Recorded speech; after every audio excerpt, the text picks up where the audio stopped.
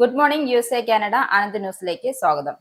ചാർലിക്ക് ആദരാഞ്ജലി, ദേശീയ ദുഃഖാചരണം. US-ൽ president Donald ട്രംപിന്റെ വലം കൈയും വലതുപക്ഷ നേതാവുമായ ചാർലി കിർക്ക് യൂട്ടാ വാലിയെ യൂണിവേഴ്സിറ്റിയിൽ നടന്ന പരിപാടിക്കിടെ അക്രമിയുടെ വെടിയേറ്റ് കൊല്ലപ്പെട്ടു. US-ൽ ഞായറാഴ്ച വരെ ദുഃഖാചരണം പ്രഖ്യാപിച്ചു.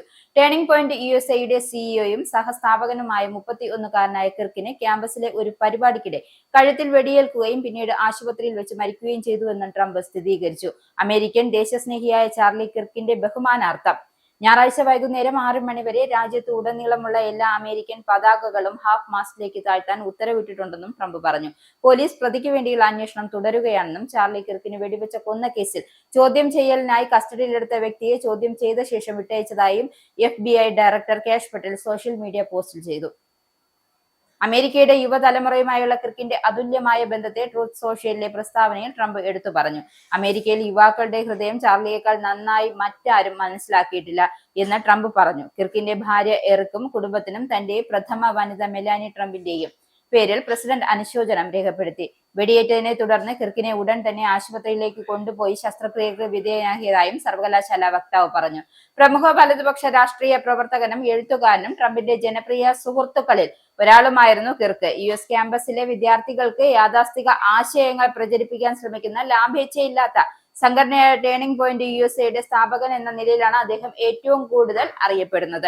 2012-ൽ 18 വയസ്സുള്ളപ്പോഴാണ് ടേണിംഗ് പോയിന്റ് എന്ന സംഘടനയ്ക്ക് ചാർലിയും വില്യം മോൺഗേമും ചേർന്ന് രൂപം നൽകിയത്.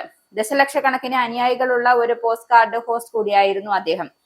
എക്സിൽ അദ്ദേഹത്തിന് 5.2 ദശലക്ഷം ഫോളോവേഴ്സും ടിക്ടോക്കിൽ 7.3 ദശലക്ഷം ഫോളോവേഴ്സും ഉണ്ട്. വ്യക്തതയില്ലാത്ത പോലീസ്. യൂട്ടായിലെ യൂട്ടാ വാലി യൂണിവേഴ്സിറ്റിയിൽ പ്രസംഗിക്കുന്നതിനിടെ വലതുപക്ഷ പ്രവർത്തകനായ ചാർലി കിർക്ക് കഴുത്തിൽ വെടിയേറ്റാണ് മരിച്ചത്. ഒരു അവതരണം തുടങ്ങി ഏകദേശം 20 മിനിറ്റ് കഴിഞ്ഞപ്പോഴാണ് അക്രമി കിർക്കിന് നേരെ വെടിയുതിർത്തതെന്നും ദൃക്സാക്ഷികൾ പറയുന്നു.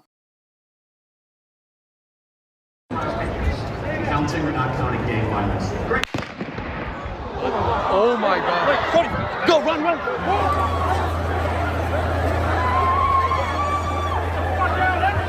എല്ലാത്തിനും കാരണക്കാർ തീവ്ര ഇടതുപക്ഷമെന്ന് ട്രംപ്. ചാർലി കിർക്കിനെ കൊലപ്പെടുത്തിയ സംഭവത്തിൽ തീവ്ര ഇടതുപക്ഷത്തെ കുറ്റപ്പെടുത്തുകയും കർശന നടപടി വാഗ്ദാനം ചെയ്യുകയും ചെയ്തു ഡൊണാൾഡ് ട്രംപ്. വർഷങ്ങളായി തീവ്ര ഇടതുപക്ഷക്കാർ ചാർലിയെ പോലൊരു മികച്ച അമേരിക്കക്കാരൻ നാസികളുടെയും ലോകത്തെ ഏറ്റവും വലിയ മോശം കൂട്ടക്കൊലപാതകളോട് കുറ്റവാളികളോടും താരതമ്യം ചെയ്തിട്ടുണ്ട്. ഇന്ന് US-ൽ കാണുന്ന ഭീകരതയ്ക്ക് തീവ്ര ഇടതുപക്ഷക്കാർ നേരിട്ട് ഉത്തരവാദിയാണെന്നും അതിപ്പോൾ അവസാനിപ്പിക്കണമെന്നും ട്രംപ് പറഞ്ഞു. ഈ ക്രൂരതയ്ക്കും മറ്റ് രാഷ്ട്രീയ അക്രമങ്ങൾക്കും സംഭാവന നൽകിയ എല്ലാവരെയും എന്റെ ഭരണകൂടം കണ്ടെത്തുമെന്നും ട്രംപ് ഉറപ്പു നൽകി. ചാർലിക്ക് ആദരാഞ്ജലി. കൊല്ലപ്പെട്ട ചാർലി കിർക്കിനെ യഥാർത്ഥത്തിൽ നല്ലവനായ ഒരു വ്യക്തി എന്ന് ട്വീറ്റ് ചെയ്ത് US vice president JD Vance. Charlie കിർക്കിന്റെ കൊലപാതകത്തിൽ തന്റെ ഹൃദയം തകർന്നുവെന്നും സംഭവത്തിൽ രോക്ഷം കൊള്ളുന്നുവെന്നും സ്റ്റേറ്റ് സെക്രട്ടറി മാർക്കോ റൂബിയോ പറഞ്ഞു. 31-കാരനായ ചാർലി കിർക്ക് വെടിയേറ്റു മരിച്ചത് ഇതുവരെ നമുക്ക് അറിയാവുന്നതാണെന്നും കിർക്കിനെ വെടിവെച്ചതിൽ താൻ അഗാധമായി അസ്വസ്ഥനാണ് എന്ന് മുൻ വൈസ് പ്രസിഡന്റ് കമല ഹാരിസ് പറഞ്ഞു. അമേരിക്കൻ രാഷ്ട്രീയ അക്രമത്തിന് സ്ഥാനമില്ല.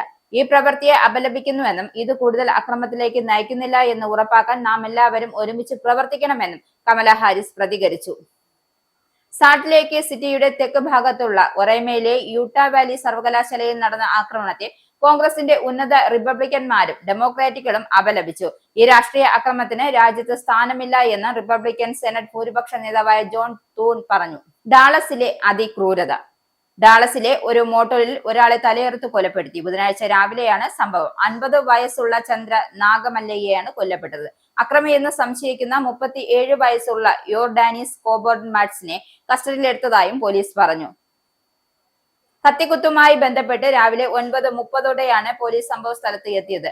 മോട്ടോറിൽ സ്വത്തിലുണ്ടായ ഒരു തർക്കത്തെ തുടർന്ന് പ്രതി മൂർച്ചയുള്ള ആയുധം ഉപയോഗിച്ച് പലതവണ ചന്ദ്രനാഗമല്ലയെ വെട്ടിയതായും കണ്ടെത്തിയെന്നും പോലീസ് പറഞ്ഞു. ഡാളസ് ഫയർ റെസ്ക്യൂ സംഭവ സ്ഥലത്ത് എത്തിയിരുന്നു. വെട്ടേറ്റയാൾ സംഭവ സ്ഥലത്ത് വെച്ച് തന്നെ മരിച്ചു. ഉത്തരവാദി നെതന്യാഹു എന്ന് ട്രംപ്.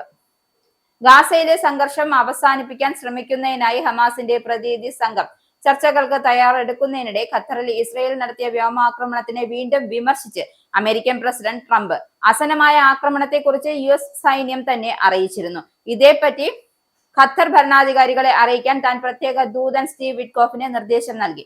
എന്നാൽ നിർഭാഗ്യവശാൽ ആക്രമണം തടയാൻ കഴിയാത്ത വിധം വൈകിപ്പോയിരുന്നു. ഖത്തറിനെ ശക്തമായ ഒരു സഖ്യകക്ഷിയായും സുഹൃത്തുമായും താൻ കാണുന്നതായും ആക്രമണത്തിൽ തനിക്ക് വിഷമമുണ്ടെന്നും ട്രംപ് പറഞ്ഞു. ഖത്തറിൽ ആക്രമണം നടത്താനുള്ള തീരുമാനം തന്റേതായിരുന്നില്ല എന്നും ആക്രമണം നടത്താനുള്ള തീരുമാനം ഇസ്രായേൽ പ്രധാനമന്ത്രി ബെഞ്ചമിൻ നെതന്യാഹുവിന്റേതാണെന്നും ട്രംപ് ട്രൂത്ത് സോഷ്യലിൽ കുറിച്ചു. ഇന്ത്യക്കാരോട് മുഖം തിരിച്ച് കാനഡ ഒരു ദശാബ്ദത്തിനിടയിൽ ഏറ്റവും കർശനമായ വിസ വ്യവസ്ഥകൾ നടപ്പാക്കിയ 2025 ഏകദേശം 80% ഇന്ത്യൻ വിദ്യാർത്ഥികൾ അപേക്ഷകളും നിരസിക്കപ്പെട്ടു എന്നാണ് immigration, refugees and citizenship Canada പുറത്തുവിട്ട കണക്കുകൾ വ്യക്തമാക്കുന്നത്. മികച്ച പഠനവും ജീവിത സുരക്ഷയും തേടിയുള്ള ആഗോള വിദ്യാർത്ഥികൾക്ക് വിസ നിഷേധങ്ങളുടെ ഒരു കുതിച്ചുചാട്ടമാണ് ഈ വർഷം കാനഡ രേഖപ്പെടുത്തിയിരിക്കുന്നത്.